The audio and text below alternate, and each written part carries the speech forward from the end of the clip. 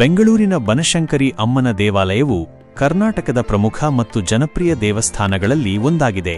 ಈ ದೇವಸ್ಥಾನವು ಶಿವನ ಪತ್ನಿ ಪಾರ್ವತಿ ದೇವಿಗೆ ಸಮರ್ಪಿತವಾಗಿದ್ದು, ದೇವಿಯನ್ನು ಶಾಕಾಂಬರಿ ಎಂದು ಕರೆಯುತ್ತಾರೆ. ಇದರರ್ಥ ಸಸ್ಯಾಹಾರಿ ದೇವತೆ ಎಂದು.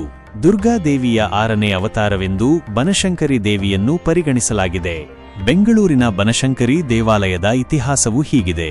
ಮೂಲ: ಬಾದಾಮಿಯ ಚಾಲುಕ್ಯ ರಾಜರು 7ನೇ ಶತಮಾನದಲ್ಲಿ ಬನಶಂಕರಿ ದೇವಿಯನ್ನು ತಮ್ಮ ಕುಲದೇವತೆಯಾಗಿ ಪೂಜಿಸುತ್ತಿದ್ದರು. ಬಾದಾಮಿಯ ಚೋಳಚಗುಡ್ಡದಲ್ಲಿರುವ ಬನಶಂಕರಿ ದೇವಾಲಯವು ಮೂಲ ದೇವಾಲಯವಾಗಿದೆ. ಬೆಂಗಳೂರಿನಲ್ಲಿ ದೇವಾಲಯದ ಸ್ಥಾಪನೆ ಸುಮಾರು 1915. ಸ್ಥಳ ಪುರಾಣದ ಪ್ರಕಾರ ಸೋಮಣ್ಣ ಶೆಟ್ಟಿ ಎಂಬುವವರು ಬಿಜಾಪುರ ಜಿಲ್ಲೆಯ ಬಾದಾಮಿಯಿಂದ ಬನಶಂಕರಿ ಅಮ್ಮನವರ ವಿಗ್ರಹವನ್ನು ತಂದು ಬೆಂಗಳೂರಿನಲ್ಲಿ ಸ್ಥಾಪಿಸಿದರು. ಈ ದೇವಾಲಯವು 1915ರಲ್ಲಿ ಅಸ್ತಿತ್ವಕ್ಕೆ ಬಂದಿತು.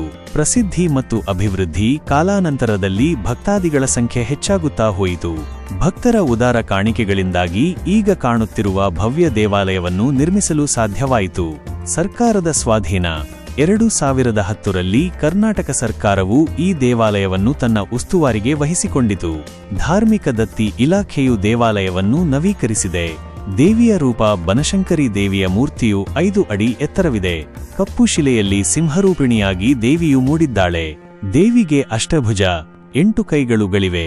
ಬಲಗೈಯಲ್ಲಿ ಖಡ್ಗ, ಗಂಟೆ, ತ್ರಿಶೂಲ ಮತ್ತು ಲಿಪ್ತಿ ಹಾಗೂ ಎಡಗೈಯಲ್ಲಿ ಡಮರು, ಡಾಲು, ರುಂಡ ಮತ್ತು ಅಮೃತ ಪಾತ್ರೆಗಳಿವೆ. ಈ ದೇವಿ ತ್ರಿನೇತ್ರೆ, 3 ಕಣ್ಣುಗಳು.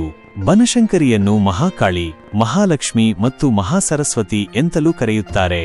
ವಾರ್ಷಿಕ ಜಾತ್ರೆ: ಈ ದೇವಾಲಯದಲ್ಲಿ ವಾರ್ಷಿಕ ಜಾತ್ರೆಯನ್ನು ಬನಶಂಕರಿ ಜಾತ್ರೆ ಎಂದು ಜನವರಿ ಅಥವಾ ಫೆಬ್ರವರಿ ತಿಂಗಳಲ್ಲಿ ವಿಜೃಂಭಣೆಯಿಂದ ಆಚರಿಸಲಾಗುತ್ತದೆ.